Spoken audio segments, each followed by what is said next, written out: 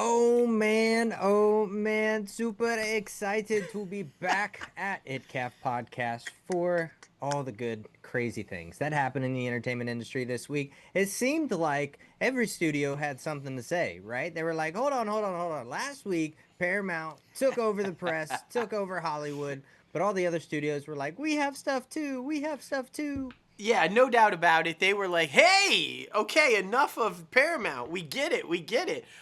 Sadly, guys, Paramount still had more to say, so we're gonna give you all that. A lot of new stuff dropping though. There was a lot of trailer releases, first look images, etc., from a lot of the studios. But I think the Mouse House wanted to remind people, hey, wait a minute, we still think we're kind of the top raw dog. And they're making a couple of big moves that are going to really affect a lot of indies. And that's important because that's us and a whole lot of other people. We're going to tell you news about that could be very significant for the industry in a whole moving forward. It's definitely interesting. So, yeah, man, I can't wait to dive into all of this. We got some really juicy news, man. Yeah, it's gonna be a great freaking show. Oh my goodness, that's a little bit later on. Now, let's get a little crazy. What's up, everybody? Welcome back. Did y'all see that? What? Let's just throw Scream 6 in there for like It my was favorite good. movie. It was really good. The best of the franchise, in my opinion, since the first one. Yeah.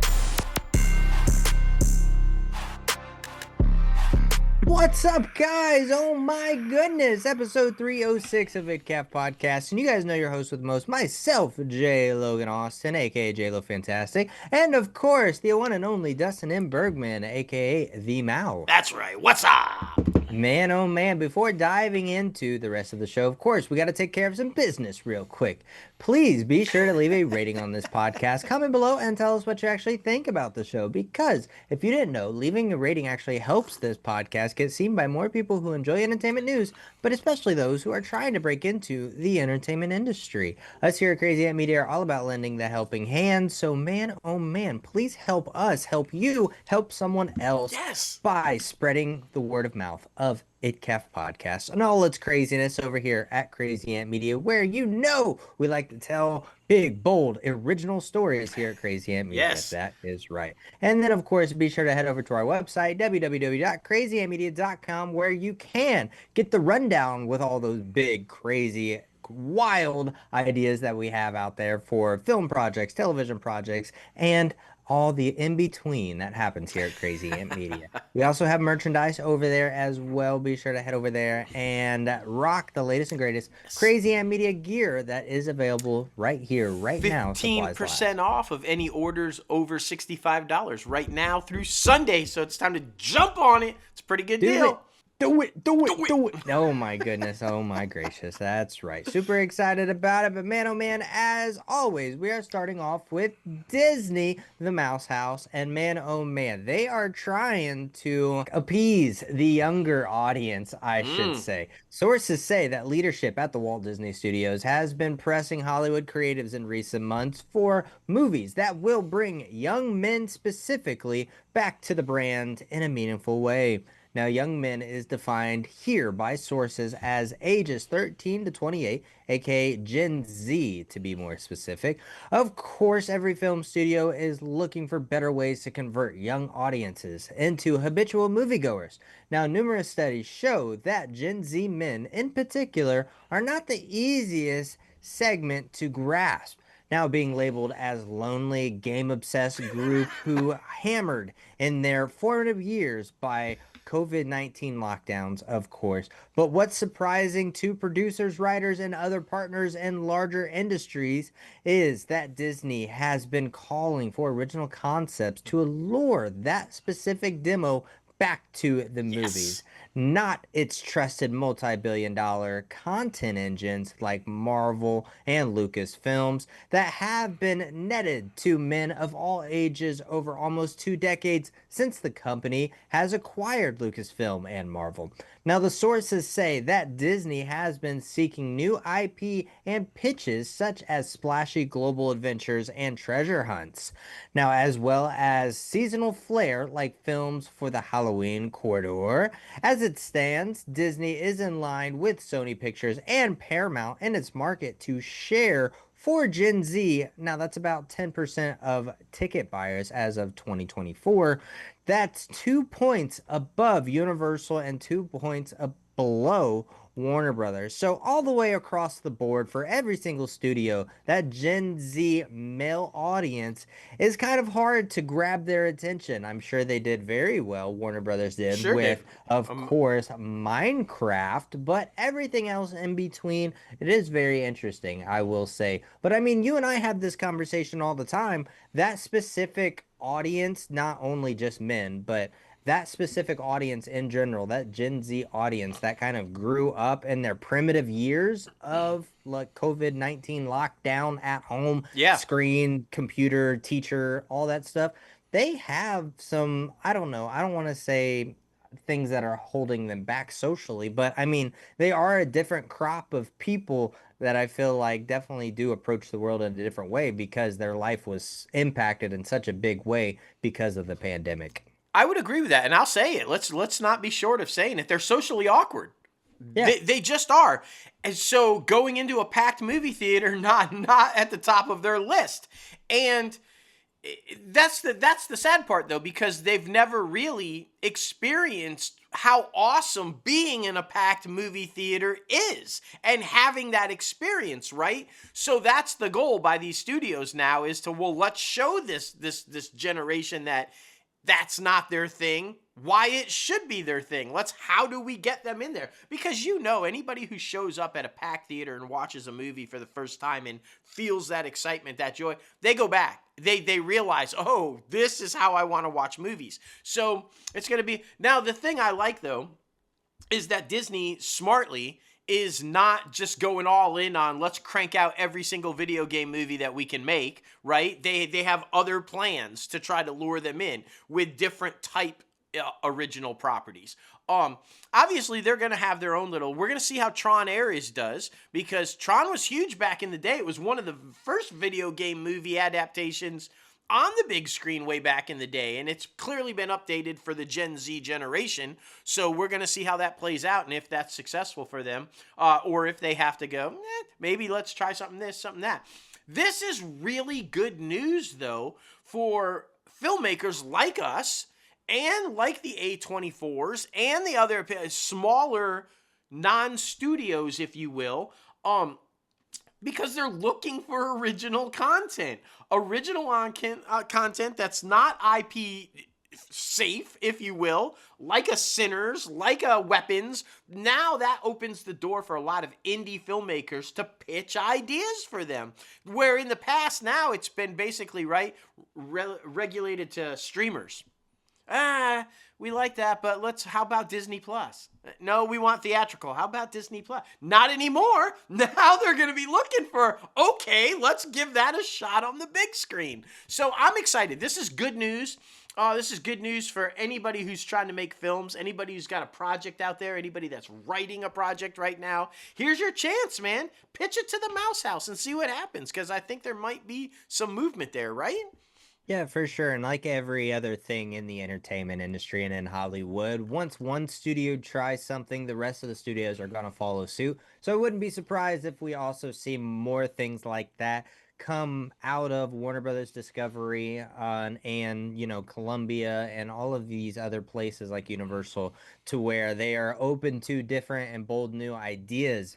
Hey, us here at Crazy Ant Media have different bold new ideas. Yes, Be sure to hit us up. Be sure to hit us up at info@crazyantmedia.com. But yes, this is a good thing, though, because, I mean, we are in a whole new wave when it comes to moviegoers. And I definitely feel like we are trying to figure out where to go next, because no, superhero fatigue is not the thing anymore, or it's not a thing, but it's not the biggest thing that will draw all audiences anymore. So we're trying to figure that out. Well, because so it's interesting. The audience for the last 10 or 20 years has been millennials or people near millennials, which is your age, your wife, my beautiful daughter's age, because they were the people that were my Generation X, introduced them to the Disney Vault films, right? Got them excited about these movies. So when these remakes of the Vault movies started coming out, these live action things, they were all in. The millennials were like, bam, power in, let's go. That's our stuff.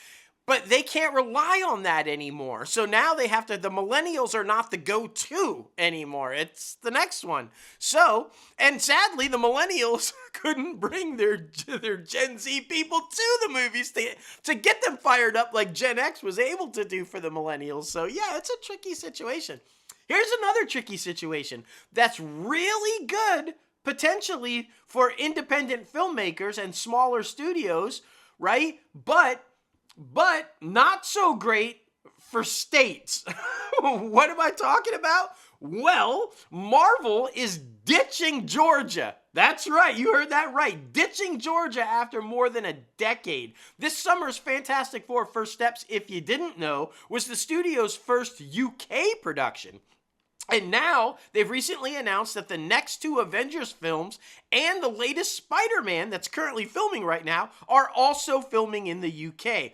After making, get this guys, nearly 24 projects in Atlanta over a decade plus years, Marvel Studio head Kevin Feige says they'll be in the UK for the foreseeable future. Uh-oh. Marvel's not alone, though. So why the move? Well, here are some numbers that could explain why, and I think this definitely plays into it. Georgia production has actually, production spending has dropped by half, 50% over the past 3 years.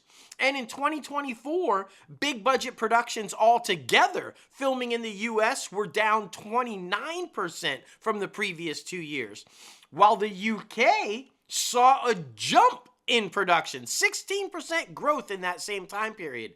Now, why is that the case? Well, the growth is likely due to the fact that the UK has similar tax credits. They do offer the incentives around 30 or 40%, but it's way cheaper labor. Why? Because British crews don't need employer-covered health insurance, and they're paid less overall than unfortunately stateside crew people are. Plus, Georgia's no longer the bargain it used to be because costs keep rising in the state of Georgia. So we've seen this. We've seen production start to overflow out of Georgia where they just can't facilitate it anymore, or people are fleeing because it's too expensive to shoot there. Other states around that area have started to benefit from that. But here's why I say it's really good for independent filmmakers like ourselves or smaller studios, because these big states that we're relying on this money, because make no doubt about it, guys, the percentage of income that is derived from the film industry in the state of Georgia was funding the state of Georgia. And now that they're mass exiting, that's big trouble. They're going to have to fill that somehow. How do they do that?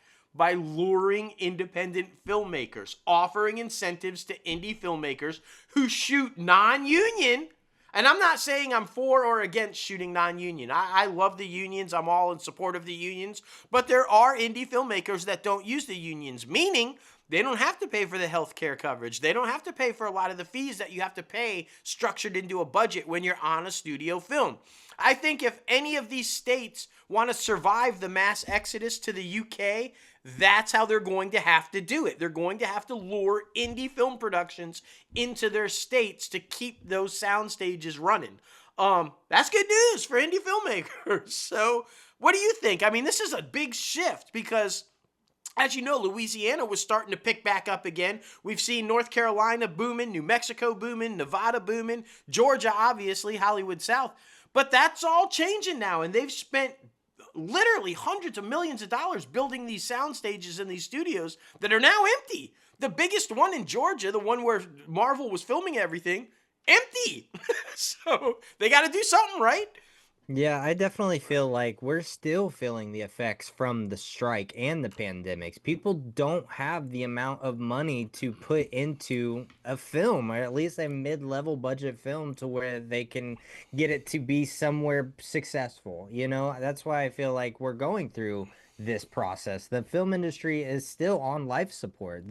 The whole entertainment industry is still on life support. Let's be honest about it. So it's going to take some time, of course, but it's going to be years before we get back to where we can start spending enough money to where these states are sustainable again, but they do need to incentivize it to where, like you said, the indie filmmakers or mid-level filmmakers come in there and utilize their locations, utilize their businesses, utilize all of these different things that the state has to offer. Because yeah, right now money's scarce, money's thin, everybody has empty pockets, so it's kind of hard out here for a pimp. Yeah, and not faulting Disney or Marvel Studios or No. Lucasfilm or any, because when you're making films that bare minimum budget is $250 million to start, right?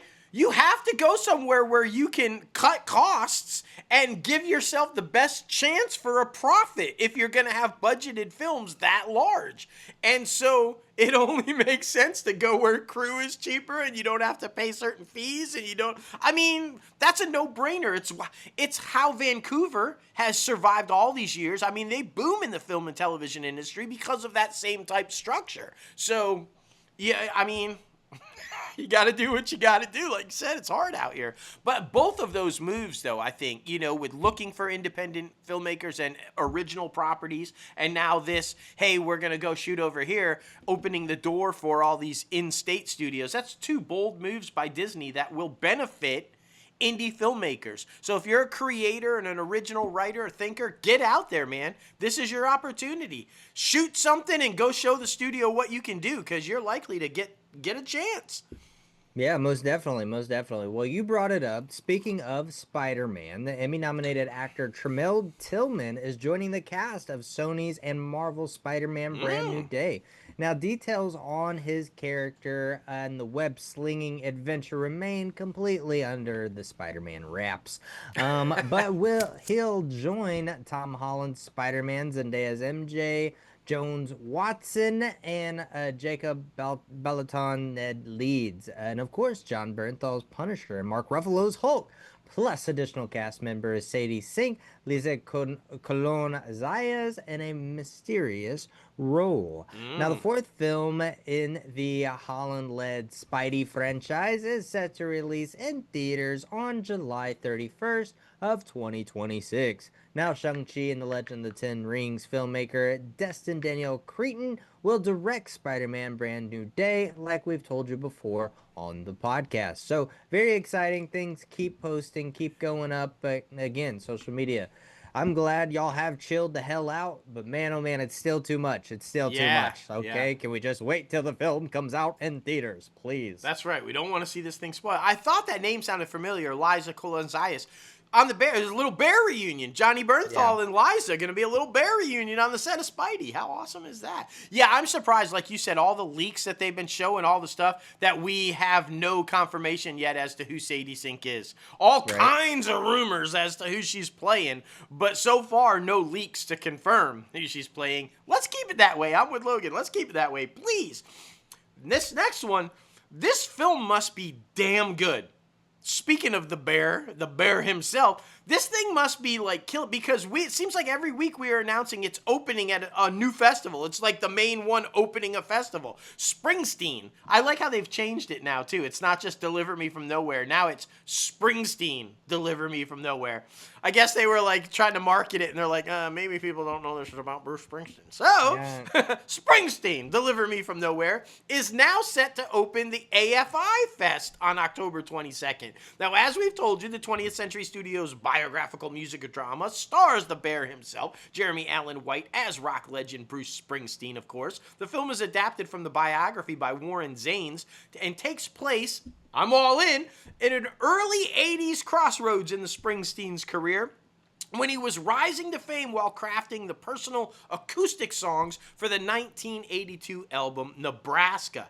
At the same time, he was recording the demos for, yes sir, Born in the USA, the hit that, of course, would catapult him to global stardom. Now, Bob Gazelle, AFI president and CEO, said, quote, AFI Fest is the stage and the screens where the world's stories come together in Hollywood. To open with Springsteen, Deliver Me From Nowhere honors the global impact of an American icon and the true artistry it takes to tell his tale. Yeah. But this is like the third film festival that we've announced that's opening their festival with this film. So that has to be good news. I'm guessing Disney's pretty pumped that everybody wants to show this film, and kind of, maybe not so pumped that the film's going to be out there so much before it's theatrically released. But I mean, I'm all in. I can't wait for this one. I think it's going to be good. Completely agree. They're walking in Timothy Chalamet's A Complete Unknown's footsteps. Yes. That's for sure. Yes. So we'll see how it goes. Definitely going to be Oscar nominated. Already calling it right here, Oh, right now. yeah. You hope so. Anyway. Yeah, you would think. Speculation over what Beatles products Apple Corp would issue as the group's big annual fall release can now end. Okay, just calm down. It's a reissue of all of the components of the anthology of the band's multimedia retrospective project of the late 90s. Now, with additional material added to both music box set and TV series, the documentary will now be seen as a streaming series on Disney Plus. Although a new generation may be discovering all of the audio and visual materials for the first time, longtime Beatles buffs will be most interested in an added material, though. Yeah. For the LP, CD, and digital music packages that will come in the form of an Anthology 4 in the box set that included 13 previously unreleased demos and session recording alongside other outtakes and already appeared on the band's deluxe edition in recent years. Now, for the documentary series, that entails a newly assembled 9th episode to join the original 8 that were first aired back in 1995. The music collections will drop on November 21st. Now, that is a week before Black Friday. Now, in vinyl and CD and digital download and streaming formats, it will all be available.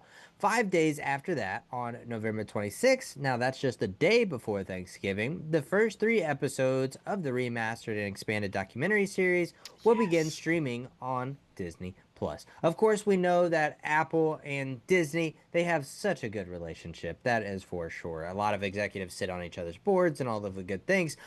So yeah, this makes sense. I know a lot of very physical media people, especially Beatles people, will definitely be taking advantage of all the things that they will have available to them. Yeah, I have the 90s anthology, and if this is just that with added stuff, I'm all in, because that 90s anthology, the music and the documentary was phenomenal. Absolutely phenomenal. So I can't wait to get it again with new stuff. It's going to be fun and exciting to watch. This is also fun and exciting because I love Daphne Keane, who, by the way, is all grown up now, guys and gals. Percy Jackson and the Olympians Season 3 is rounding out its cast. Daphne, as I said, and Sahara Chandri have landed recurring roles in the 3rd season of the Disney Plus show. Now, why am I excited? Because, as you guys know, Daphne Keane was kick-ass as X-23, right? Well, she's going to be starring as Artemis, the Greek goddess of the hunt and the moon. Yeah, she looks like she's going to be kicking some more ass, which is going to be awesome. Chaudhry is going to play Zoe Nightshade, one of Artemis's lieutenants. Now, neither Keane nor Chaudhry is a stranger, of course, to the Mouse House. Keane, as I said, is best known for playing Laura X-23 in the X-Men film Logan, a role, of course, she reprised in the new Deadpool and Wolverine. She also starred in the Star Wars series The Acolyte at Disney+.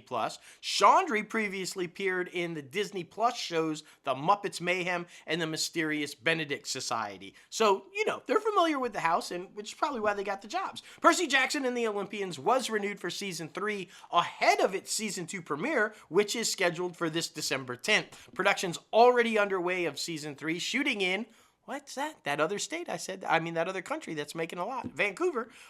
Smart. I'm excited for it, though. Daphne Keane has been everywhere lately, making herself out there known, and, yeah, it's going to be good. Yeah, it's going to be very good. Well, this is crazy, guys. We don't have a lot of examples where, studios or companies buy projects or commit to projects and then we never see the light of day. I mean, we've talked about Batgirl, we've talked about Coyote and the Acolyte, all the good things. But now ESPN and Disney is along with the ride of the same, destination that we have seen with so many other projects. Now, ESPN will no longer air Spike Lee's docuseries about former NFL quarterback Colin Kaepernick. The three parties collectively decided to no longer proceed with this project as a result of certain creative differences. ESPN said in a statement that despite not reaching finality, we appreciate all of the hard work and collaboration that went into this film. The project was first announced in 2020 under Kaepernick's first look deal with Disney through his Raw Vision Media production company. Now, according to sources close to the project, the decision not to move forward was made last summer and had nothing to do with the NFL, which earlier this month became a partner with ESPN. The Walt Disney Company owns about 80% of ESPN, of course, the broadcasting giant. Yeah, I think, right around this time when it came out, Disney and Bob Iger and a whole bunch of other people were like, we're going to stop being political and we're going to stop doing things that are socially moving and that are socially right and all these things. So I think this is a result of that. Disney did not want to take a alt-right stand either which way, so they decided to just shelf this thing. I would disagree. I think that if you look at the cheerleader and advocate that Bob Iger was for Black Panther, he was all in on that and that representation, which is probably why they signed Kaepernick to a first look deal. I think this is the NFL. They can say the decision was made last summer. I think bullshit. The NFL is not behind Kaepernick. They hate him. They don't like that he came out against them and was saying the truth of a lot of stuff that was going on. And now that they are 20% owner of ESPN, I certainly think that played into it. You can't convince me that it didn't. Because why would they sign you to a first look deal, spend the last 4 years making this film, and then all of a sudden decide not to do it and blame, as we all know, anybody that works in the industry, anytime there's really something going on that you don't want to divulge, it's creative differences, right? Which is translation, we're not going to tell you why we decided not to actually move forward. We're just going to cite creative differences. It's like irreconcilable differences in a divorce. That's basically, right? What's the real reason you're getting a divorce? Irreconcilable differences. Bullshit. What's the real reason? Well, what's the real reason you're not moving forward with this? Because I just, yeah. It's either which way, whichever one of us is right. It's Big Brother sticking his hand in the pot, telling little brother, no, you can't get what you want. That's exactly what it is. And I want Iger and Disney to prove me wrong. Or prove you wrong. I mean, I want them to go, you know what? We still have a first look deal with him. Let's move forward on something else. Come on, Colin. Let's make something else. That will show me that they're still behind him, and that if they don't, then maybe you're right. Right? Yeah. We'll see. All right, we're jumping on over to the bunny, and we're going to talk about a cat. What? Warner Brothers animated event pick, The Cat in the Hat, which is like the 30th time they've tried to do this one, has landed a new release date. Yep, they're changing the release date in theaters. They're relocating from February 27th of next year all the way to November 6th of next year. Why? Well, the studio says the new date gives the film, the first title, by the way, from the newly relaunched Warner Brothers Pictures animation division. Yeah, under Zaslav. Remember, he's like taking all the Warner Brothers stuff. Fingers crossed. It gives it a long runway to play throughout the year-end holidays when families and kids are more readily available. Based on the beloved, of course, Dr. Seuss tale, Bill Hader voices the cat. The A-list cast voice also includes Jyoti Gomez, Matt Berry, Quinta Brunson, Paula Pell, Diego Martinez, Giancarlo Esposito, American Ferrera, Bowen Yang, and Titus Burgess. I'm just going to say this. Just going to say it, then we can move right on to the next story. But the track record of David Zaslav has proven that he's clueless. So somebody smartly advised him, this is a family film, and family films do really well around Thanksgiving and Christmas. Oh, not around President's Day, but Thanksgiving and Christmas. So, whoop, whoever advised him, well done. And I will give credit where credit's due. Nice job for listening to them, David. I think it could potentially be a move to become an Oscar contender. We've seen some of the trailers for this film so far. I saw one at the beginning of Superman, and it Yeah. looks good. They went with the normal or the other animation that we've been talking about, like Spider-Man Into the Spider-Verse and Teenage Mutant Ninja Yeah. Turtles. So they're going that type of animation. So maybe it's an Oscar push. Who knows? Who knows? But who knows about this one? Oh my goodness. Nicolas Cage is coming back to television to star in True Detective Season 5 at Mm. HBO. Details are being kept under tight wraps on the new season, but it is revealed earlier this year that Season 5 will be set in Jamaica Bay area of New York City. Now, Yes. Cage will be the latest high-profile star to take on a leading role in True Detective. Now, leads of past season include, of course, and it's not limited to, Matthew McConaughey, Woody Harrelson, Colin Farrell, Rachel McAdams, Rashala Ali, Jodie Foster. Now, of course, Harrelson, McConaughey, Ali, and Foster have all earned Emmy nominations for their respective seasons, while Foster won both an Emmy and a Golden Globe for her work on season 4. This would also mark just the second lead television role that Cage has taken in his storied career. It was revealed in 2024 that Cage would play the Spider-Man noir in the live-action animated series for MGM Plus and Amazon Prime Video. The show does not have an official release date yet, but it is slated to debut in 2026.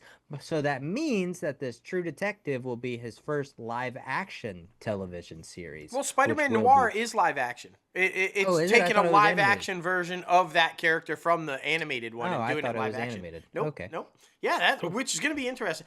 I really like that True Detective. This is one of those rare things where every season they change the cast completely, and it just seems to be working for them. Right, like that's pretty awesome. I like that, and they're landing these big A-list stars, so that's just crazy.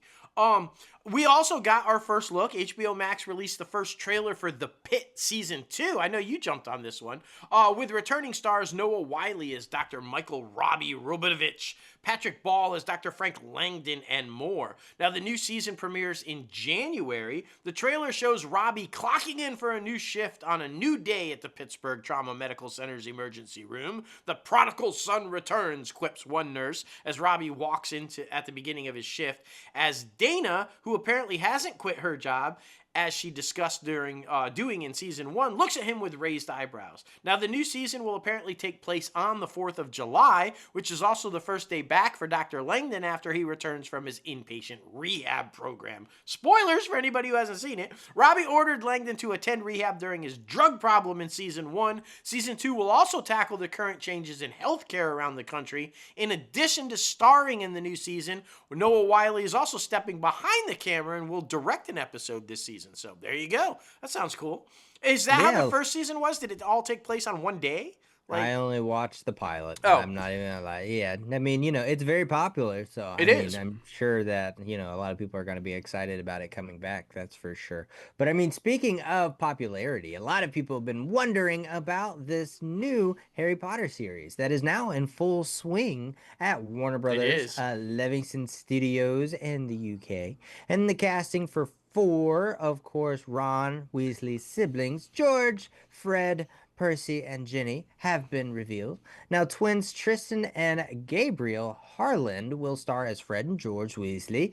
Rory Spooner will star as Percy Weasley, Oh. and Gracie Cochran will star as Ginny Weasley. Of course, we know how that ends up, so that will be fun. The news was announced alongside a photo of the on-screen siblings, including Alistar Stout as Ron, huddled together for a selfie, of course. HBO recently unveiled the first look of the young newcomer Dominic McGulligan as Harry Potter, and later showed beardy Nick Frost as Rebus Hagrid.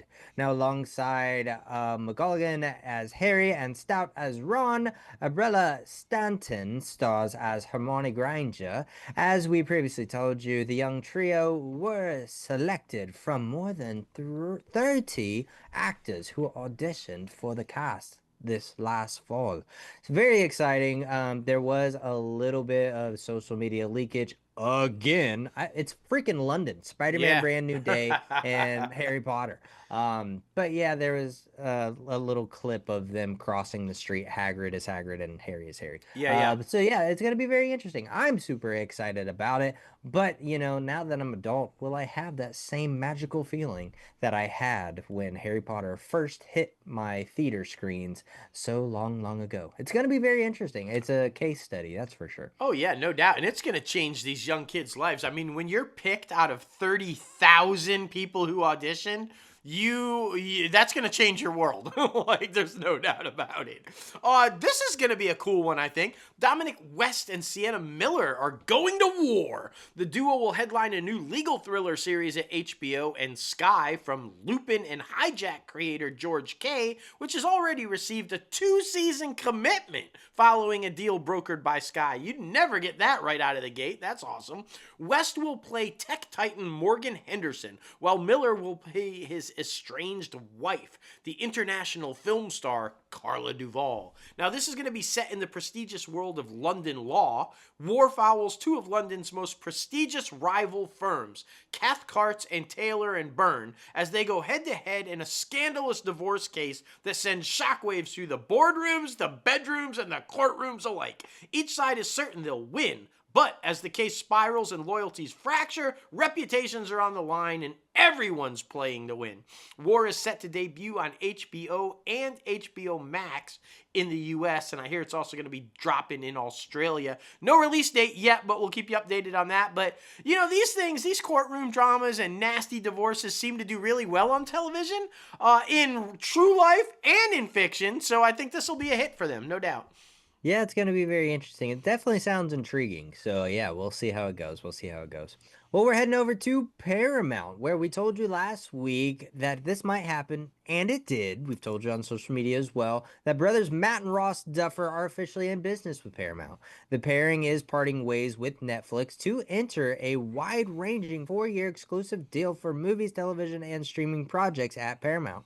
Now, the agreement, which is expected to emphasize ambitious and large-scale theatrical films, will commence following the conclusion of their current deal with Netflix in April of 2026. There you go. Now, upcoming projects will be developed through their production company, Upside Down Pictures, led by the brothers and their production partner and president of the company, Hilary Levitt. Now, the move reunites the Duffers with Cindy Holland, Paramount's new head of streaming, who greenlit Stranger Things back at Netflix, and Matt Threnell, president of Paramount Television, who worked with the brothers at the streamer as well. Now, the pair will also work with Josh Greenstein and Dana Goldberg, who share film and series creative duties at Paramount. So yes, this makes sense. Like we've told you last week, they do still have a few different projects over at at Netflix that they are trying to get completed, like the animated series and a couple of different things. But yeah, it'll be very interesting because we know how slow of pace they are. If by the end of that 2026 deal, if there's gonna even be anything left to have put out on Netflix. So I don't know, man. Well, what I like about this is that Paramount is being smart, saying, we don't demand that you just drop them right now and give up your projects over there and come to us. They're being creator friendly and saying, we understand you got that stuff going on. How about we initiate your contract at the end of 2026 when that's over, right? Yeah.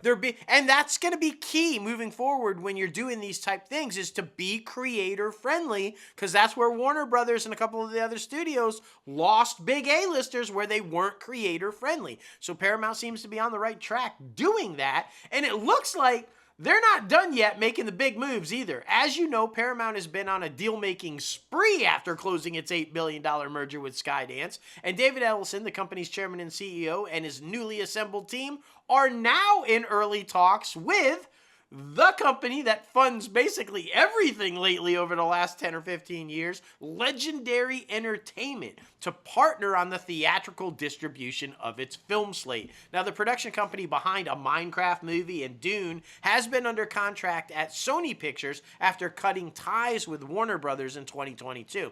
However, the multi-year deal at Sony expired at the end of last year and wasn't renewed. Now, although the new agreement with Paramount hasn't been signed and the negotiations negotiations are still ongoing, certain projects like upcoming Dune sequels and Godzilla or Kong entries in the MonsterVerse franchise would be exempt from the deal, since they will be staying at Warner Brothers due to a prior pact. So we'll keep you updated on this, but my guess is it's going to get signed, and Legendary will start funding the films, the production slate for Paramount. Huge! That's huge, because Legendary's had a pretty successful track record of funding films for the last 10 or 15 years for a couple of studios, and they've all been profitable. That's the key. They've all been profitable. So this is huge for Paramount, man. They just are killing it, man. Yeah, they're following the money, that's for sure. And I mean, the money is green, and they are, I'm very hopeful for them, to be honest. It's going to be very interesting. Yeah. Well, Paramount Plus has released a new trailer for the upcoming seasons of its hit crime drama, Mayor of Kingstown, which returns on the streamer, of course, on October 26th. Jeremy Renner faces off against new enemies in Season 4, like new players via the power of the fictional mission in town. Now, Renner's Mike McCluskey will confront a gang war while his loved ones are placed in the crosshairs of danger. Mike must contend with a new headstrong warden to protect his own while grappling with demons from his past. Ooh, we're going to get more into the white supremacy stuff while he was in there. That'd be kind of crazy. It would be. The Russians are gone, so we know, okay, what's going to happen, right? Like, oh, sorry, spoilers. So yeah, this is going to be really, really interesting. And this is a fantastic series, if you guys haven't watched it, created by Hugh Dillon. Hugh Dillon. Just want to give props where props is due, since somebody's won't credit him. This is a fantastic show. You guys should jump on it. Okay, right at the top of the show, we were talking about how do you attract Gen Z, right? Right. Well, Paramount has an idea. Why don't we go to where all Gen Zs spend most of their day doom scrolling? Paramount Plus has also unveiled a look at its docuseries following, are you ready? Are you ready for it? TikTok heartthrob who enchants legions of online fans. Yeah, apparently premiering September 9th on the streamer is Thirst Trap, the fame, the fantasy, the fallout, which examines the rapid rise of 21-year-old TikToker William White. As the young creator gained millions of followers overnight, he sparked an obsession among lovesick fans, and the line between real connection and online fantasy became blurred beyond repair. So what's it about? How are they going to break it down? Well, per the logline, what at first seemed like innocent social interactions turned into jealousy, blackmail, and betrayal by the fans who were determined to watch his every move online. The two-part documentary will feature interviews with White and his fans, promising to be a powerful exploration of internet culture, obsession, and identity in the modern age. This is a perfect example of original IP content that's focused on something that Gen Z is obsessed with. TikTok. Well done, Paramount. I mean, you know, see, it's not hard to try to come up with ideas. Just saying. Just saying. Yeah, it's going to be interesting, that's for sure, especially with, you know, we threw out last week the rumor mill surrounding the potential buyout where Paramount buys out TikTok. So, yeah. I'm very curious to see how that one unfolds and continues moving forward. This is sad, but makes sense because the success of the original. Dexter Original Sin, of course, the prequel, will not be returning for a season 2. Now, according to multiple sources, Paramount has opted out to not move forward with another season of the prequel series. Season 2 renewal announcement went out in April, though, but sources say that the series has been, in fact, on hiatus and no plans to shoot a second season, and had moved forward and had no production dates that were scheduled. The show had originally debuted in December of 2024 and wrapped its first and only season in February of that year. Now, Paramount is, however, planning to open up a writer's room for potential season 2 of Dexter Resurrection, the follow-up of Dexter and Dexter New Blood, which, of course, stars Michael C. Hall as the crazy motherfucker Dexter Morgan once again. The first season debuted on July 11th with the finale scheduled for September 5th. While the renewal is by no surprise and by no means while the renewal is no means a guarantee, the show has garnered strong viewership and reviews. I definitely think it's going to be renewed. A lot of people are enjoying it, and I think it's going to be renewed, so that means the prequel was not going to move forward. So that's where I think the thought process is happening, because we know that David Ellison and everybody over there at Paramount is working and focusing on their established IP that has already been successful. So I think this falls right in line with everything else that they've been doing. Well, I think you nailed it. I think the interest for the prequel wasn't there because people are obsessed and loved Michael C. Hall's Dexter so much. So it only makes sense that the newest incarnation is doing really well because it's Michael C. Hall again as Dexter. I just don't think people were interested in Dexter pre-Michael C. Hall. They're like, we don't care about young Dex. We just want our guy. So, yeah, that makes total sense. I mean, it is what it is. Resurrection from death. That's how it works with Dexter. Jumping over to NBC Universal, you might have heard of these guys, Phil Lord and Christopher Miller. You know that little filmmaking duo behind the Spider-Verse, the Lego Movie, 21 Jump Street, and so many more. Well, guess what? They're going to give a crack at Archie Comics and bring them to the big screen. Yep, they're going to be producing a new live-action film with Adida Sood, president of their production company, Lord Miller, through their first look deal with Universal Pictures. Now, comic book writer Tom King is penning the screenplay, though plot details haven't been confirmed yet. Emma Watts, who brought the project to Lord Miller with King, will produce the untitled film. Now, the characters of Archie, Betty, and Veronica, Jughead, Reggie, Sabrina the Teenage Witch, Josie and the Pussycats, Katie Keene, and so many more have graced our screens many times over the years, of course, most recently on TV shows on the CW, like the series Riverdale and Netflix's Chilling Adventures of Sabrina. While they saw some success with those things, not all huge, so this is going to be interesting to see what the boys can do about bringing this thing to the big screen, and will it be a more true adaptation of the comics as opposed to like these spin-off, these little series and stuff, because they took some liberties on the series, right? I want to see like legit Archie and Jughead and Betty and Veronica, like straight from the comics, as we've seen recently. Comic books, like it's like I'm watching a comic book. Well, will that work with Archie? It worked with Superman and Fantastic Four. We're going to find out. Good luck, Lords. Yeah, it's going to be very freaking interesting, that's for sure. Well, this dynamic duo, oh my goodness, I feel like this is going to be awesome. Jeffrey Wright and Octavia Spencer are set to co-star in a big screen adaptation for Arthur Miller's Death of a Salesman at Focus Pictures Features and Amblin. Wright will lead as Willie Loman, and Spencer will play his wife, Linda Loman. Now, the two-act tragedy, which first premiered on Broadway back in 1949, I'm sure you remember that, Dustin, follows an exhausting traveling salesman who tries to start prioritizing his family over his grueling career after a near-fatal car accident and fruitless business trips to Boston. The film is the latest collaboration between Focus Features and Amblin. Now, following Zoe Chow's Shakespearean historical drama, Hamnet, starring Paul Mescal and Jessie Buckley, the film is set for November 27th as the release date.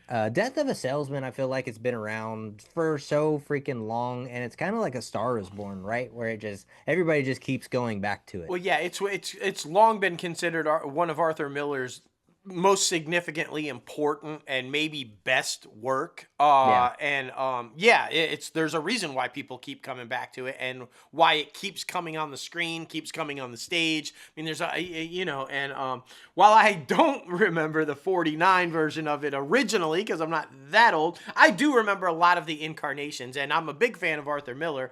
Became a big fan of Arthur Miller even more. If you guys didn't know, he was married to a certain blonde bombshell named which is when I really kind of dove into Arthur Miller and learned more about Arthur Miller, because I was all into Marilyn Monroe. I'm excited for this. Jeffrey Wright and Octavia Spencer, fuck, that's bringing it. And if you're not familiar with The Death of a Salesman, you have to bring it. You have to be at the top of your game acting, because it's so well written that you just can't drop the ball on it. So you have to be the shit to be able to pull it off. And, well, obviously these two are. There's no doubt about it. I am excited about this next one. We're jumping over to Amazon MGM Studios. I was a huge fan of the originals. I'm a huge fan of this upcoming reboot, and I'm pretty sure at some point on this podcast you will see my swords. I have both Duncan's and Connor's, and I will bring them out. I'm, of course, talking about Highlander. Apparently, they just keep adding A-listers. Is Papsadera casting this thing? What's going on? Karen Gillian. Yes, Karen Gillian has joined the sword-swinging cast of Highlander, Amazon MGM's remake, of course, of the 1980s cult classic. Henry Cavill, as we've told you, is leading the cast that includes Russell Crowe, Dave Bautista, and Marissa Abela. Now, the action fantasy, which hails from Amazon MGM's United Artists banner, is being directed by Chad Stahelski and is slated for a theatrical release. Principal photography is due to begin at the end of next month. The original Highlander, of course, released in 1986, starring Christopher Lambert as Connor MacLeod, a medieval Scottish Highlander who discovers he's an immortal warrior, with the help of swordsman named Ramirez, played by the legendary Sean Connery. Now, the title character Highlander battles other immortals across the centuries, culminating in a modern battle in which, like the classic line of dialogue says, there can be only one. In the remake, Cavill is playing, of course, MacLeod, while Crowe is playing Ramirez. Batista is playing a savage warrior named the Kurgan, while industry actress Marissa Abela also has a leading role, but we don't know what it is. We do know what Gillian's going to be playing, though. She's going to be playing Heather, MacLeod's mortal wife, and the love of his life. Can you even imagine that? You're immortal and you fall in love with a mortal woman that you know she's going to grow old and die while you stay the same age. That right there is like a total mindfuck. I'm just like, kind of like with Superman and Lois, but not to that extent. But I mean, that's got to be hard, man. It's got to be hard. I'm just saying. It's got to be, man. I know a lot of people love Highlander, so yeah, I think it's going to be successful no matter what. And the TV series was so good with Duncan MacLeod. And you know, at one point, Duncan and Connor had to meet because there can be only one. Got to take the head off, baby. But yeah, man, I'm pumped for it. Can't wait. For sure. Well, transitioning over to Netflix, where Jake Paul and Netflix are running it back for another big-time live boxing match. And, of course, Jake Paul will be taking on the reigning WBA World Champion, Gervonta Davis, in a showdown in Atlanta. Now, the most valuable promotions, and Netflix announced the matchup earlier this week. Now, Paul, who is 12-1 with 7 KOs, will fight undefeated 3-division champion David, who is 30-0-1 with 28 KOs, who has knocked out 28 of his 31 opponents to date. Now, the fight is set for Friday, November 14th of 2025 at the State Farm Arena in Atlanta. Now, it will stream live globally, exclusively on Netflix at no additional cost for subscribers. One of two things. One, Netflix, make sure you have your data and streaming service prepared for all of this so you don't have another Tyson Paul situation where it freezes up. And two, I give no salt, no eggs in the basket. None of the BS, man. Like, I'm done with these freaking fights and everybody always being like, can somebody please finally knock them out? It's all a fucking money grab. I don't care. It's all a money grab, and I don't believe anything of it because Davis isn't going to knock him out. It's going to go to the end, and Davis is going to win. That's exactly what's going to happen. You think Davis is going to win? Yeah. Really? You don't think Jake's going to win? No. Oh, okay. I think Jake is going to finally lose. If Jake doesn't lose, okay, then it's clearly that will be the end of the conversation about whether. Well, that's Jake, why I think Davis is going to win. Yeah, it'll be the end of the conversation about whether he fixes these fights or not. But I don't think this one is going to be a fixed deal. I do think Davis is going to knock him the fuck out. These two have been fighting for about 3 years. Verbally going at it with Davis calling him out, calling him a punk, saying you're picking opponents that your grandma could beat. You're not fighting real fighters. I'm like, Davis, but guys, he's referred to as the Tank, and most boxing experts call him this generation's Tyson. I think like he is going to go in there to legitimately say you are not a real boxer, and I'm going to knock you the fuck out. I hope that's what happens. if it goes the distance and it's a legit fight, like a Rocky fight where they're beating the tar out of each other, I will finally give Jake Paul his credit.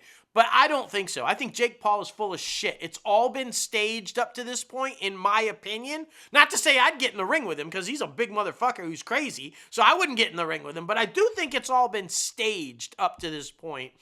And I hope Gervonta's just like, fuck you, Paul. It's over. I'm just going to end you. Or at least make him a legitimate fighter. Right? Because if he legit gets into a fight with him, legit boxes him, and Davis knocks him out, then he can say, you can put that argument aside and say he hasn't fought a real fighter. He doesn't know how to really box. You go toe-to-toe with the champ and you actually box him, even if you do get knocked the fuck out, you will then be a legitimate fighter. And maybe then he can mount a comeback and say, I'm in it for real. But we're gonna see. I don't know. Fingers crossed Davis just knocks him the fuck out for real. No fake bullshit. Knock him the fuck out. That's all I'm saying. Just want somebody to knock this motherfucker out. Like I said, I feel like we've seen this movie before with Floyd Mayweather and fucking Mike Tyson and like all these freaking people, Nate Diaz. Like we've seen this movie before. Yeah, we'll know real quick, right? Yeah. Because in all those fights that you just named, there was a moment when the clear shot was there and it stopped. It didn't happen, right? In all those fights, the kill shot was there and they didn't take it. So we're going to find out real quick. If the kill shot becomes available and Davis doesn't swing, then we know it's fixed. I mean, it's just like, I want this guy to just swing, man. Just swing. You know who is swinging? Happy Gilmore. Yep. Happy Gilmore apparently is continuing to break streaming records. According to Nielsen streaming data, the longest gestating comedy sequel was the #1 most streamed movie for the week of July 21st through July 27th, with 2.9 billion viewing minutes, with the movie having launched on Netflix, of course, on July 25th. Now, with that viewership, it has set the record for the largest single-week viewing total for a movie in the history of the Nielsen's streaming top 10. Netflix previously reported that Happy Gilmore 2 drew 46.7 million views over the first 3 days on the platform, with views, of course, now being defined as total hours watched divided by the total runtime of the film. That was the biggest U.S. opening weekend of all time for a Netflix film, as well as the best ever for one of Sandler's movies. The film has been on the Netflix top 10 chart for the past 4 weeks and counting. That should come to no surprise. People were happy to see Happy back. It was fun. It was you know, I was a little disappointed in it. Thought it was a bit over the top, but I'm not surprised that it's seeing huge numbers because it's a beloved character and he's got a big following. Very nostalgic, man. It's very nostalgic.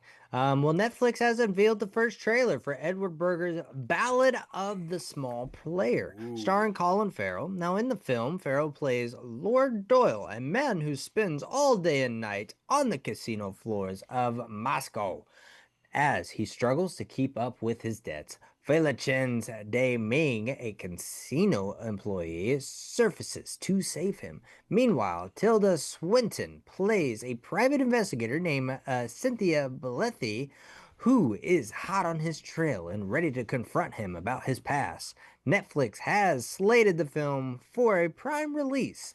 It is open in the U.S. in theaters. You heard that right. Netflix going to theaters on October 15th and arrives in the U.K. and Ireland cinemas on October 17th and debuts on the streamer on October 29th.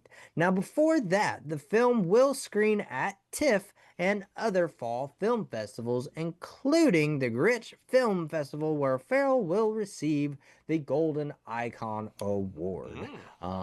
Interesting. Very cool. I mean, Colin Farrell's on a high right now. I mean, his nice little resurgent of his career. I feel like, you know, with Banshees a couple years ago and then heading into the Penguin and Batman and now this. So kudos for him, man. I like Colin Farrell. Oh, me too. Me too. Did you see he's got that new one coming out with Margot Robbie, and they just did a little press tour together, and Penguin was supposed to be the main villain in Birds of Prey. I saw and that. Matt Reeves is like, I'm kind of doing a Penguin thing. Yeah. But they're talking about maybe wanting to do something together as Penguin and Harley Quinn because they said they both really love those characters. Fuck yes. Will somebody at Warner Brothers make that happen? Because Colin Farrell's Penguin and Margot Robbie's, oh my God, James Gunn, hello. Just don't blow that. Please make that happen.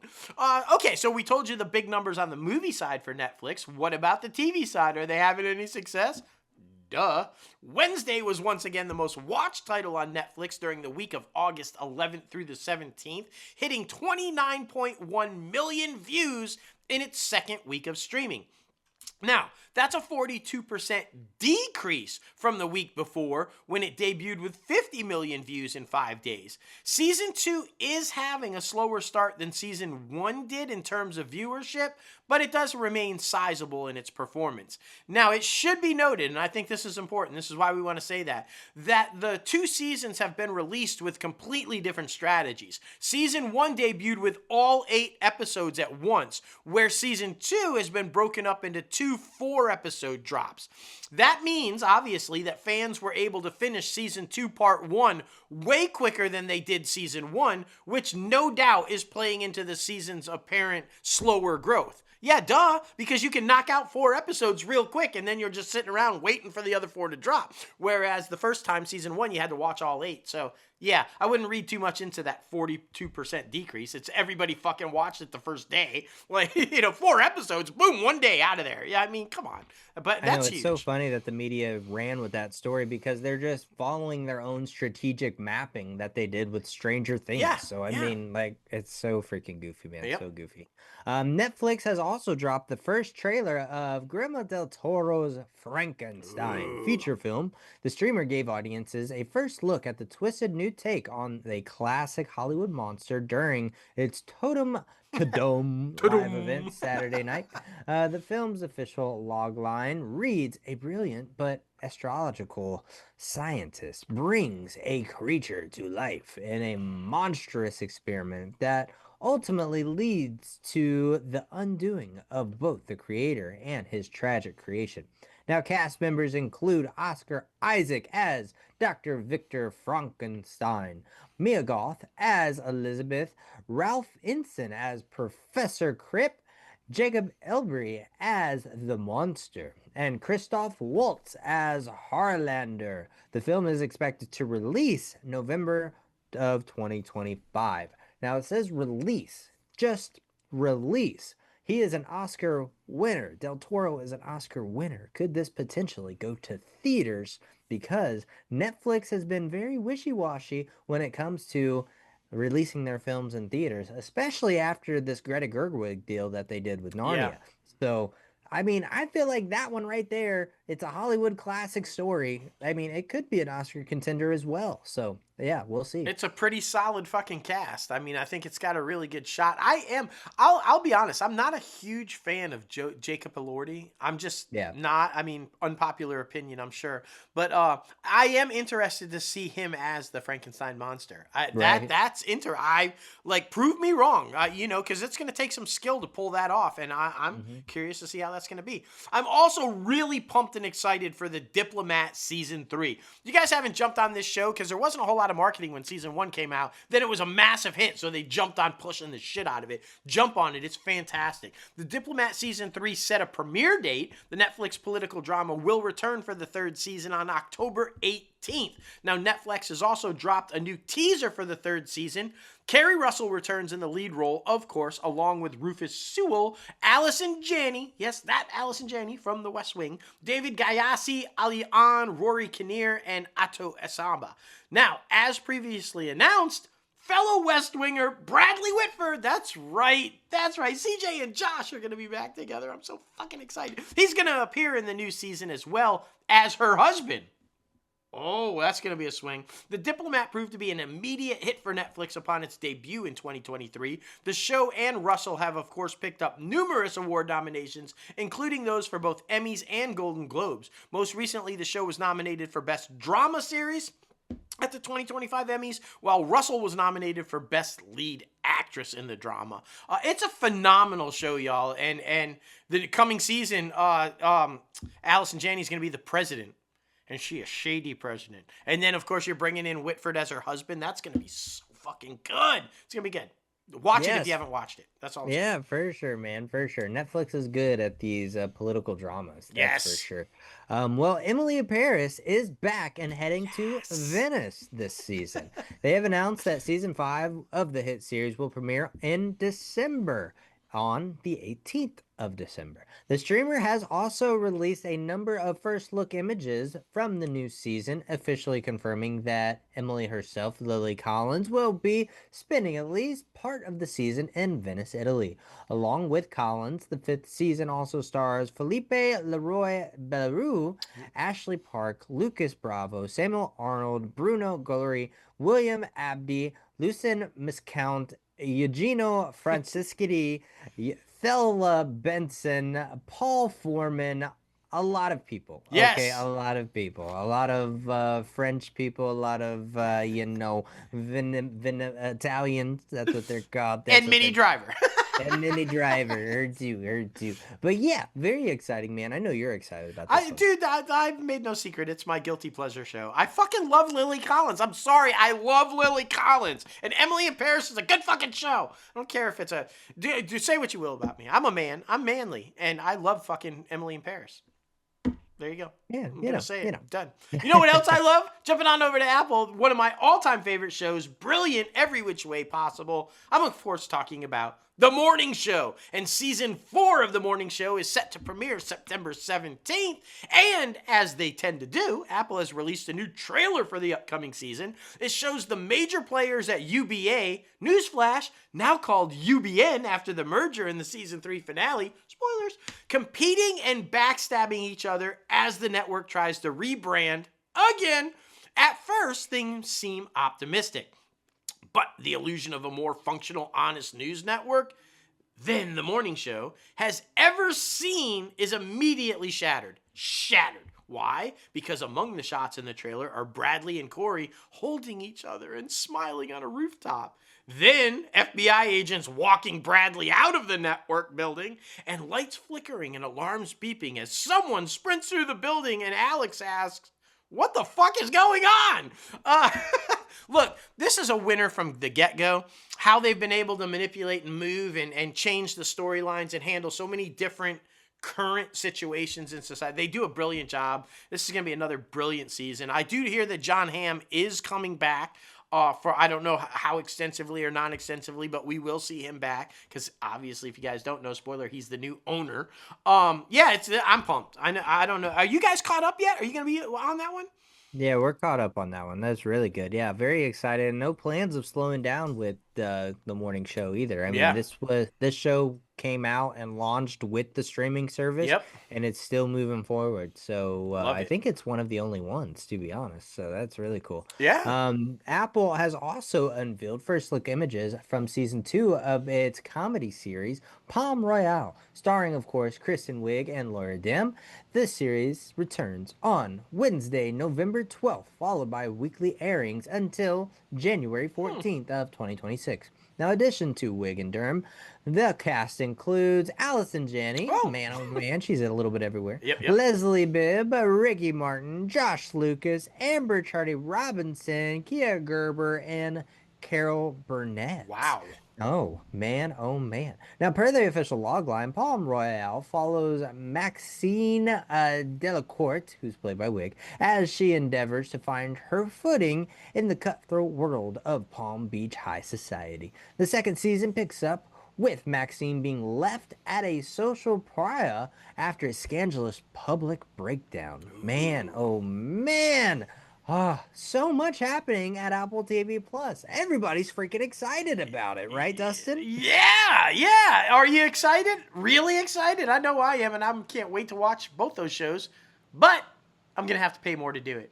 Yeah, sorry guys, it's going to cost you a bit more if you want to jump on and watch those shows because Apple TV is once again bumping its price by 30% for U.S. customers. It will now be $12.99 per month, up $3 from the $9.99 a month. The company said it is raising the price of Apple TV in the U.S. and select international markets, effective starting August 21st for new customers. people like us, these existing people, Apple TV subscribers, we get to wait a month before it. We'll see the higher prices kick in 30 days after the next renewal date. Now, in justifying the price hike, Apple noted that it has launched a slew of TV shows and movies and that the service doesn't include any ads. Indeed, Apple TV remains one of the only major streaming services that doesn't offer a price-reduced ad-supported plan. It's the third price increase for Apple TV Plus in the last 3 years. So basically every year they're raising the price. And I like how they tried to do this. They tried to market it as, hey, we've released a lot of new movies and a lot of new shows. What they didn't tell you is that they're continuing to lose $1.5 billion annually on the streamer, which is why they're increasing. That's the real reason, guys. It's losing money still. It's the only streamer left out of all of them that's not profitable. And go figure, because Apple is, out of all of them, the one that has the most money. So, doesn't that seem kind of unfair to you? Like, Apple does have the most money out of all the studios. Just take the loss. Just take the loss and write it off. You're doing well. You're putting out the best content, in my opinion. So just take the loss that you're not quite profitable yet and keep the price low. You have the money. These other studios, they had to raise the prices because they didn't have the money. Come on, Apple. Fuck, I got my computer. I got my phone. I got my iPad. I got fucking everything, Apple. Give me a break. I'm just saying. But yeah, I mean, they keep taking chances on these theatrical release movies that aren't tentpoles. I went and saw this past week Highest to Lowest, another Spike Lee joint that is an Apple original, and nobody's gonna see that, like, for sure. Like, there was only myself and 2 other people in the theater. Granted, it was at noon on a Thursday, but still, I don't think, because like there's 3 theaters near me, and only 1 theater was showing it. And you said not even any theater near you was showing it. No, I would have had to have driven 35 miles to the closest theater that was showing it. How crazy is that? Like, come on now. Yeah, exactly. But that's what it is. They keep taking swings with these big budgeted theatrical releases that are, Well, they can't all be F1. They can't, man. They can't all be F1. I'm just saying. Like, exactly. I'm just surprised they released, Highest to Lowest in theaters and didn't do Wolves with freaking George Clooney and Brad Pitt. I mean, that interesting. I wonder what happens in that room, man. In that room where it happens. I wonder what happens. But yeah, rocking and rolling. Another great week of industry news. Yeah. We love it. We love it. I discovered some interesting facts before we jump into our top 5. Did you know that once upon a time, while A Star Is Born was in that 20 years of development hell, that Jamie Foxx was signed on to be Bradley Cooper's character, and he was trying to get the one and only Lauryn Hill to play Lady Gaga's character. And apparently it got to the point where Jamie Foxx was coming to her concerts, like seeing her out and about, and Lauryn Hill was like, no, I'm not doing this, and please stop showing up because I'm getting concerned. And so that's when Jamie Foxx completely stepped away from the project. And I'd like to listen to a podcast called What Went Wrong, and today I listened to Sound of Music and 2018's A Star Is Born. So I learned a whole bunch of that. Like, Robert Downey Jr. was at one point being eyed or attached to A Star Is Born when Clint Eastwood was still going to direct it. Alicia Keys was going to play his opposite if she was going to go forward. I thought that would have been an interesting pairing. Bradley Cooper came on board in 2012 when Clint was still going to direct it, but then dropped off because he had other things going on. And then Bradley Cooper decided he wanted to be a director, and Clint was like, okay, here you go. You can have this film. So I learned a lot of interesting things about A Star Is Born today. I think that we don't see the Bradley Cooper and Lady Gaga version if Jamie Foxx had perhaps approached Jennifer Hudson, who wanted to act, was acting at that time. Think about that. Go after a strong singer who also wants to act. Yeah. If Jamie Foxx had approached Jennifer Hudson, maybe we never see the Bradley Cooper Lady Gaga version. Maybe that version gets made. Just saying. And that goes down, guys. That right there shows you casting is everything. He was approaching and pursuing a woman that wanted no part of it, when I'm sure, and we all know Jennifer Hudson won a fucking Oscar. So she can sing and act. Like, it should have been a no-brainer. And if you had stayed with the Robert Downey Jr. one, I think he would have been more apt in the Sam Elliott role the main, although he can sing. A lot of people don't realize Robert Downey Jr. can fucking sing. Another skill a lot of people don't even realize he has, but he does. Like, he can sing. Watch Ally McBeal. Go back and watch an old episode of Ally McBeal, and he's singing a fucking Police song, Every Breath You Take, Sting, and like, he's fucking nailing it. Even Sting thought it was good. Like, come on, RDJ. But yes, just fun facts. Yeah, that's cool. That's awesome. We're historians of the entertainment industry, so we also want to bring you some knowledge and history of Hollywood and projects. That one was in development hell for 20 years, guys. Yeah. So if you think your 2 to 5 years of development is bad, think about Deadpool. Think about A Star Is Born 2018. Like, those 11 years, 20 years, it's kind of crazy. So always keep going, keep moving forward, one foot in front of the other. You're doing okay. That's right. Okay. It's called development hell for a reason, guys. Exactly. Well, now it is time for our top 5 segment, man. And this week it is top 5 best character introductions. And we went for film and television. So this was a lot of fun trying to go back and think about all the different badasses that have appeared on screen. And I definitely went with more like dialogue heavy. I know you did too. And like very action oriented as well, because we love a good main protagonist that gets introduced in such a badass way, right? Yeah, and I saw that you went with a TV one for one of your picks, and I'm like, well, fuck it, I'll just throw in a TV one for one of my picks, because I was going all film, but I'm like, I got a good TV one I can match up right there, let me throw that in. So this was an interesting one, though, because I could have stuck all in the 70s and 80s, because that's like where my film obsession and me being a filmmaker, and it all stems from the 70s and 80s. So I could have just lived there, but I tried to come out a little bit. And move up in the decades a little bit. So, but I could have stayed on the 70s. There's so many great... I only have 2 projects on here that are from the last decade or 2. Yeah, so, I mean, I'm right there with you. It's all good. Just got to do it, man. Exactly. Well, number 5 for me goes to Russell Shaw in Tracker, aka Jensen Ackles.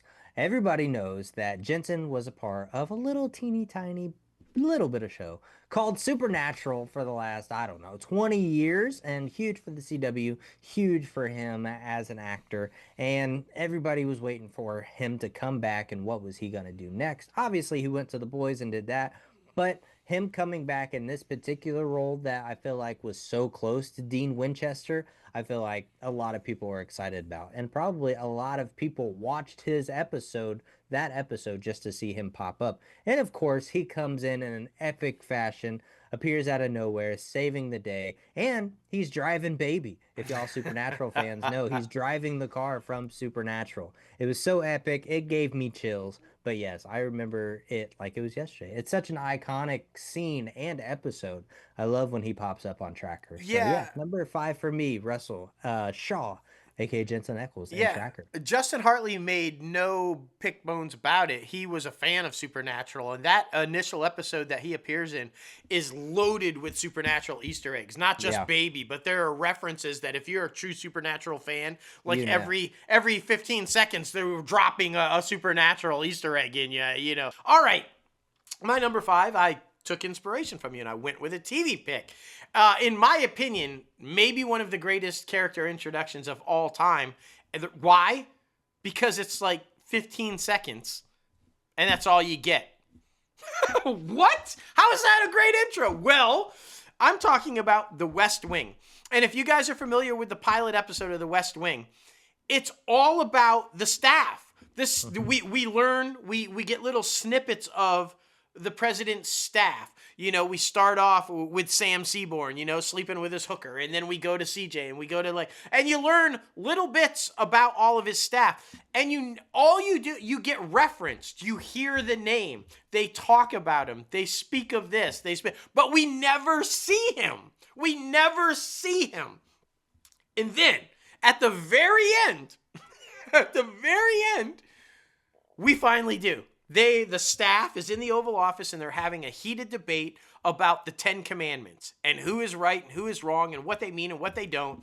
And then Bartlett walks in and he quotes a line from the Bible and he just, boom, he schools them on the 10 Commandments, as Jed Bartlett always does. Martin Sheen was the most epic president. I mean, people want him to be real. That's how good this character was. But you literally, that's the introduction. The show is literally built around the President of the United States and his administration. But in that pilot episode, you literally see him for like 15 seconds as he settles the debate in the Oval Office over the 10 Commandments with a speech. Epic. Epic. Like, I don't know. It goes to, in my opinion, the brilliance of Aaron Sorkin, right? You build the suspense the whole episode. Like, who the fuck is this Bartlett guy? Why is he such an awesome president? How the fuck? And then he just walks in and commands the room, as you should when you're the president and you walk in the Oval Office. It was just brilliant. One of my favorite all time. This is the one series, this and Suits probably, that this is my Gilmore Girls for my daughter and your lovely wife. This is West Wing and Suits. West Wing I have watched in its entirety no less than like 10 times. And it's a lot of fucking shows, y'all. It ran for quite a while. But it's brilliant. Yep, my number 5, President Bartlett on the West Wing. Brilliant entrance. Just boom. Here you go. So good, man. So good. Yeah, nobody can do it better than freaking Mr. Sheen there. Well, number 4 for me goes to Vito Corleone in Godfather, of course, played by Marlon Brando. Of course, the whole opening sequence of The Godfather is the day of his daughter's wedding. And everybody is acknowledging him. Everybody is coming up to him, especially Luca Brasi. He is terrified. This is like a mid-level crime guy going up to meet the Godfather, the boss, the end-all, be-all of the mafia.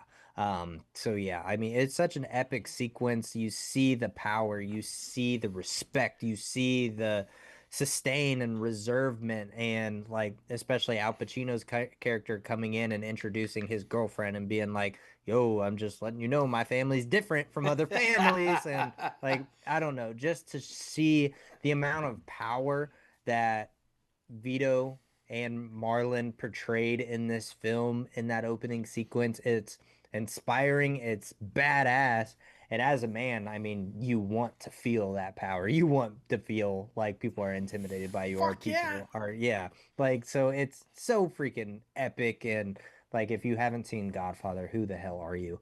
Why are you even listening to this podcast? If you haven't seen Godfather, quit listening to the podcast. I'm just saying. Anyway, yes, number 4 for me, Vito Corleone, aka Marlon Brando in The Godfather. I would agree with you, and I'll have more to say on that in a little bit. All right. My number 4, it's got to be one of the single greatest characters to ever grace film, in my opinion. Just one of terrifying.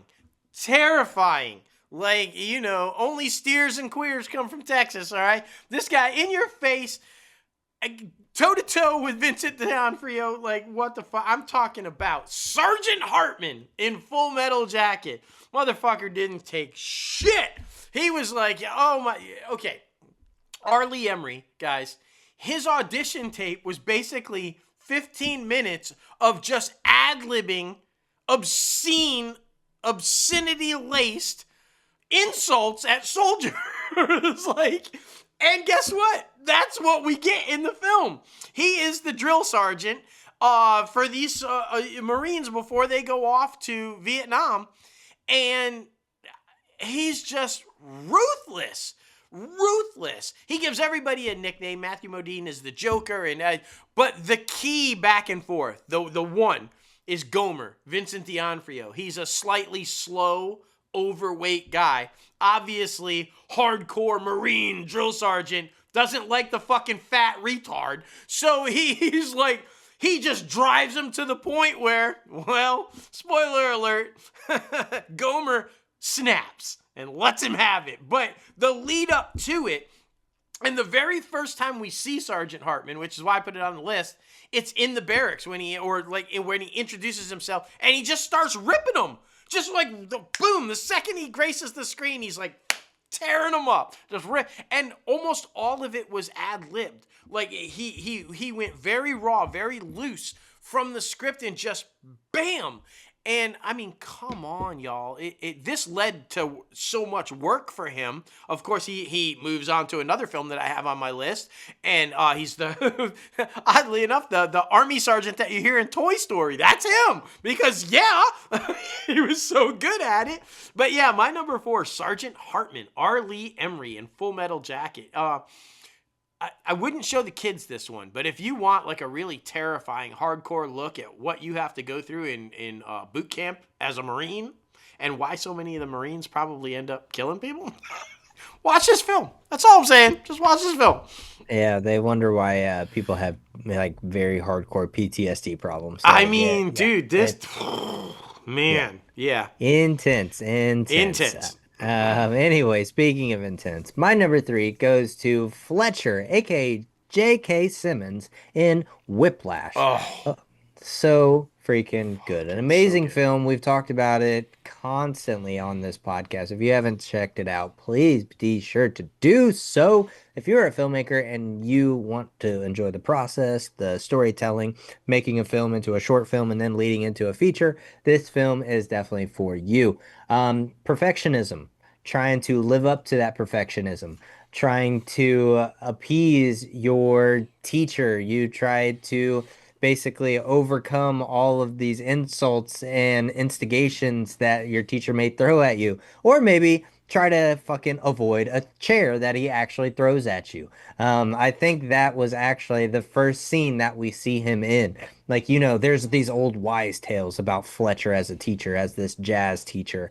And like, he's super intense, super like, but then you actually get to be in that classroom with him, and man, oh man, he demands perfection. And if you don't bring it, he'll drive you insane. He'll literally drive you insane. He'll make your fingers bleed trying to play as fast and as hard as you can, or he'll literally throw a fucking chair at you. Or slap the shit out of you. Or slap the shit out of you, ask Miles Teller. It's such a good movie, man. Such a good opening sequence that introduces you to this character that inevitably brings PTSD and pressure to our main character. So it only makes sense. But yeah, number 3 for me, Fletcher, aka J.K. Simmons in Whiplash. All right. Now I know what you're thinking. If I was going to put a Batman on my list, it would have been Keaton. And I thought about it because the first time we see Batman in Batman, it is pretty cool. You see that when he comes coming down and he's kind of shadowed and I'm Batman. But as good as that was, my number 3 is Batman from The Batman, Robert Pattinson's Batman. Because when we first get him on screen, and keep in mind, we don't see Bruce Wayne first this time around. We saw Keaton's Bruce Wayne. It's Batman that we see first. The whole opening sequence, he's narrating it, and we get to see him. And it's the buildup. It's the noise, the sound effects, the walking through the tunnel, the rain, the storm, all this kind of stuff going on. And you're kind of like cautious, like, oh shit, what's happening? And then all of a sudden, gunfire, and he's there, and he comes out, and he's like putting the beat down and everything, and he delivers the line, I'm vengeance. And like, I mean, that's got to be one of the most epic introductions to a character, period, but by far the most epic introduction to Batman. That's the Batman you want to see. Terrifying. The guy is fucking terrifying, and he comes out, and even though he's not perfect, because he gets roughed up a little bit before he takes care of business, because he's new at it still. But yeah, dude, I mean, just the cinematography, the sound design, the lighting, the composition, everything about that opening scene, the narration that leads to that introduction and the delivery of that epic line, I am vengeance. It's just brilliant. It's brilliant filmmaking.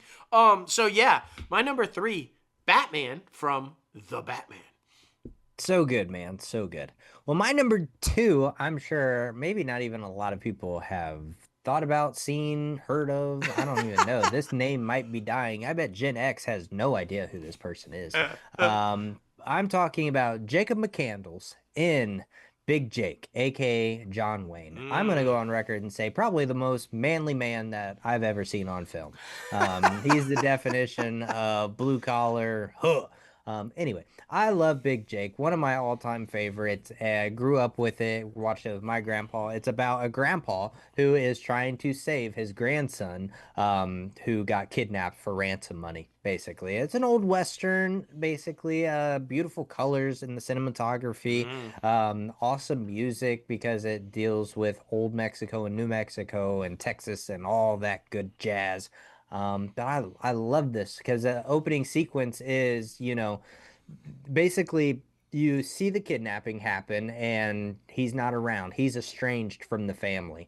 And then the first time you see Jacob McCandles, he's out on his own, like a lone ranger, basically saving people from all the hogtied craziness because cattle wranglers would get killed and murdered and hung up because their cattle would get stolen by, bandits and things like that. He saves a cattle wrangler from bandits, and that's kind of how the movie starts. And he's like, no, I probably shouldn't go butting my nose in anybody's business, but that wouldn't be me if I wouldn't do that. So of course he gets involved. But yeah, one of my all-time favorites. I just got it on VHS. I'm very excited to watch that. But yeah, number 2 for me, Jacob McCandles, aka John Wayne in Big Jake. Oh, good choice, man. Great choice. And yeah, I'm right there with you. I bet like 90% of our audience has no idea who that is. No. Yeah. But I love that you put it on the list because now they will know who it is and they'll go back and watch it. And that's the whole point, right? My number 2, we've talked about this film on the podcast numerous times because of its brilliance and how amazing a film it is. And this is the one that I was talking about R. Lee Emery. He plays the detective, the boss, the captain of these 2 detectives. I am talking about Seven. Do you already know who my character introduction is going to be? You should. This was one of the most brilliant non-marketing moves, intentional, ever done in film, in my opinion. Now, keep in mind, this is before the spread of social media. This is before the spread of 24/7. Everybody having a phone can capture a picture or whatever, right? So there is no leaked bullshit like we see now, right? Nothing. No chance of that happening. My number 2 is John Doe in Seven. Now, this entire film, if you guys don't know, is about the 7 deadly sins. It is a serial killer who is tormenting police by killing people, and he's doing it so with the 7 deadly sins. Gluttony, he's making a fat guy eat himself to death, greed and cutting out a pound of flesh for greed. He's literally killing people and staging the murders using the 7 deadly sins. And he's sending these clues to the detectives as to what he's doing. He's trying to get them to figure it out. And the whole time you're thinking, okay, Brad Pitt, Morgan Freeman, Gwyneth Paltrow, they're all awesome in this film. But you're thinking, these detectives by Morgan Freeman and Brad Pitt, they're going to figure it out. They're building up. You're like, no, yeah, they're on this. They got this shit. But they're not figuring it out. They're like just missing it. They're just not, okay, we think we got, no. And apparently, John Doe gets a little upset that they're so fucking stupid. And that they can't figure it out. So instead of the film leading up to like what you would think most films do and have done in the past, where they finally figure it out and they go get the guy, no. This one, the serial killer just happens to show up at the police precinct. Just, you guys are too fucking stupid, so I'm just going to introduce myself. And he walks in covered in blood. Just clearly has just massacred somebody, covered in blood, and says, hey, dumb fucks, here I am. I'm your guy. And it's Kevin Spacey. Now, here's the key. Why is this? First of all, that's awesome introduction just right there. Oh, they're hitting up. You never see him. He's only a shadow here, a whisper there. You never really know who it is, blah, blah. And then, boom, you see him. And the first time you see him, it's like this guy covered in blood. But why did it work so well? Because the marketing, Kevin Spacey was never mentioned. He was completely left out of everything. He was in no posters. He was in no interviews. He was in no trailers. He was in no marketing whatsoever. John Doe was intentionally left as a John Doe by the studio so that the reveal would be holy shit. Now keep in mind, this is before Kevin Spacey went on the downward spiral that we all know he did. So when the reveal was it was Kevin Spacey, everybody was like, he was riding off high success of Who is Kaiser Sose, right? Of Unusual Suspects and like all that. Kevin Spacey was like the shit right then. So the big reveal that the serial killer was Kevin Spacey. And then, of course, obviously, we go on to find out that the blood all over him and the massacre that he so proudly comes in and introduces himself with was Gwyneth Paltrow's head in a box, man! What the fuck? So, anyway, my number 2, John Doe in Seven. It's another one of those where, like I guess, like Bartlett and the West Wing. I know that's a strange comparison, but how they speak of him. You hear about him. Maybe that's a glimpse of him, but you never see him until the big reveal right towards the end of the film. And I just thought that was brilliant how they kept it out of it the whole way. Now, of course, if you go back and watch Seven, he's in the credits and like it's all kind of but not when it came out. Brilliant. John Doe in Seven. So good, man. So freaking good. Well, time for my number 1. My number 1 goes to the entire gang in the film, The Warriors. If you guys have not seen The Warriors, it opens up with a montage, basically a train montage where this gang from Coney Island is on their way to Brooklyn or the Bronx, another borough, to gather with all these other gangs where there's going to be this big truce called where all these gangs can stop fighting over little pieces of turf and everybody can come together and be united under one colossal gang instead of fighting each other while also fighting the police. Now they could be together while also going against the police and law enforcement. But I love this introduction because the whole time it's basically the leader of the gang interviewing each member, asking them what they know about the person who organized this event. Basically, who is this guy? Who is this gang that he runs? What's his goal? What's his mission? What's he trying to do? And I think, each different perspective is a different thought process of how to approach the situation. Cyrus, that's his name. But yeah, it's such an amazing movie. And like, if you have not seen The Warriors, please go see The Warriors. Go see The Warriors. Please find The Warriors because it's not going to be anywhere out in theaters. It's an amazing film. You're going to see a lot of people in there, like, that are very young that you would have no idea are these Hollywood legends. Yeah.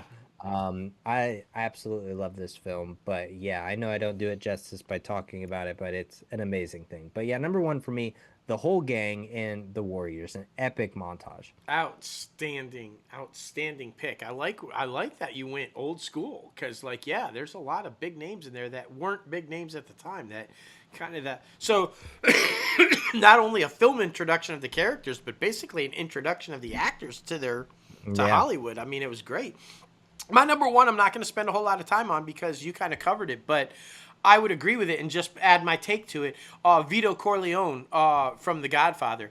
I think that this opening introduction for Vito works so well because what was masterfully done by both the screenwriting and the directing, and then, of course, obviously the acting by Brando, is you immediately get a sense of the power that this man has and the fear that he instills. But you also immediately feel for him. Like, wait a minute, this is supposed to be the guy that you don't want to succeed. This is a killer. It's the head of a crime family. He's all kinds of bad. And yet, the first time we see him, it's his daughter's wedding. And he's a family guy. And it's all about family and love and respect. And so it's brilliant in the sense that everything that you want to exude in a villain that you want to root for, because that's how you get a successful villain, is one that you actually feel for, empathy for, it works.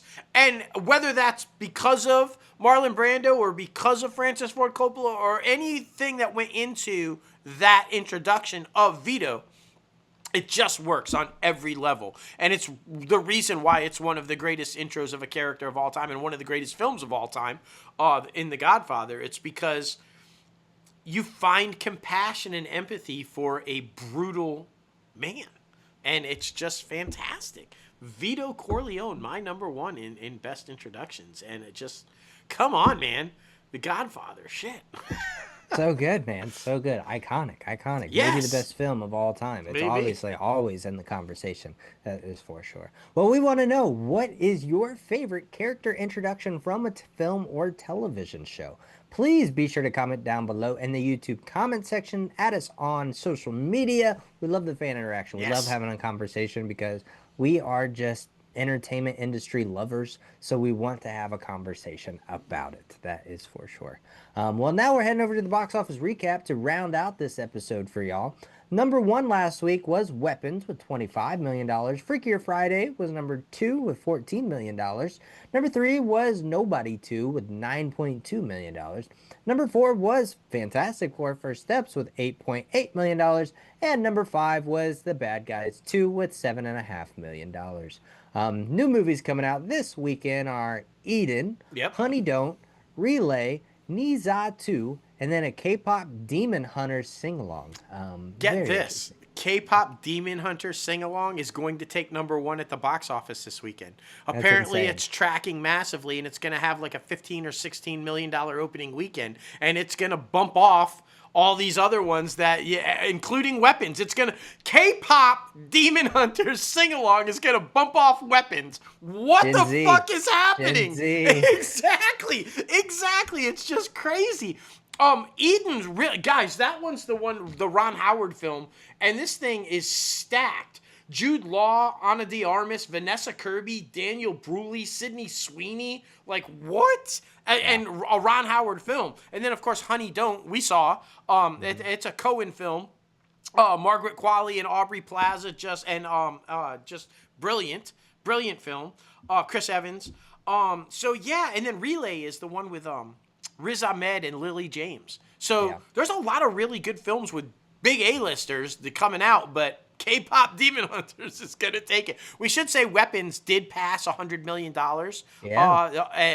Domestically, Yep. Superman has crossed $600 million as of today domestically, and still in there. It's not in the top 5, but it's still hanging in, as well as Jurassic World and F1. They're still in there. They're still making money, so, Exactly, man, exactly. And then movies you can still go see this weekend: Americana, Highest to Lowest, Superman, The Naked Gun, and F1 the movie, and I'm sure there's some other ones still in there. So this Sydney weekend Sweeney. We are going to go see Freakier Friday. There you go. That should be good. I'm going to go check out Eden. Nice. Americana, that's a Sydney Sweeney film also. So she's got 2 in it this weekend. You and I were talking about this off air there, but so Honey Don't and Americana are similar in tone and feel and location and stuff. If you guys didn't see, Americana only made $500,000 on its entire opening weekend, guys. Yeah. So we were like, how's Honey Don't going to do? Because it's very similar, and it's like, well, Honey Don't made 500 and something, I think 520,000 in its Thursday night previews, and is headed to a $4 or $5 million or $10 million opening weekend. So it is going to do better than Americana, but Sydney Sweeney ain't worried because she in that Ron Howard film, which I'm sure will do okay. It's Ron Howard. Exactly. Come on. Exactly. Well, the IMDb Pro's Top Trending segment makes sense this week because the top trending movie is still Weapons. The top trending TV show is Wednesday, of course. And then the top trending star is Sydney Chandler. Do we know who that is? Like, let's see. No idea. Let's see. She was in Don't Worry, Darling. Alien Earth. That makes sense. That's why she's popping right now as Alien Earth, because that's makes sense and doing makes well. Sense. But yeah, didn't know. Consult the Bible. IMDb. Had to. Hey, she didn't die. So good. It's somebody on the list top trending that didn't die. Woo! Love that. We got to thank everybody out there listening one more time for getting crazy with us on episode 306 of ACAF Podcast. Of course, you can follow the company, the podcast on social media. The company is at Crazy Ant Media. The podcast is at ITCAFpodcast. And then, of course, our other podcast is at Everything's OKP. Be sure to check out that new episode that just dropped last week. It's a good one. About toxic positivity. Yes. Please be sure to do that. And then, of course, you can follow us both personally on social media. Myself at JLoganAustin and at Crazy Ant CEO. That's right, man. That's right. And you guys know you can subscribe to this podcast anywhere you listen to your podcast. We're on Apple Podcasts, Spotify, Google Play Music, iHeartRadio, Podbean, Stitcher, and so much more. And then, of course, if you're watching the YouTube video, hit that like button below, subscribe to the channel, and ring the bell for all the latest and greatest notifications coming out of Crazy Ant Media. And then, of course, be sure to visit our website, www.crazyantmedia.com, where you can find anything you need to know about us. You can find our merchandise, the films and television shows we're working on, all the good things, man. Yes. All the good things.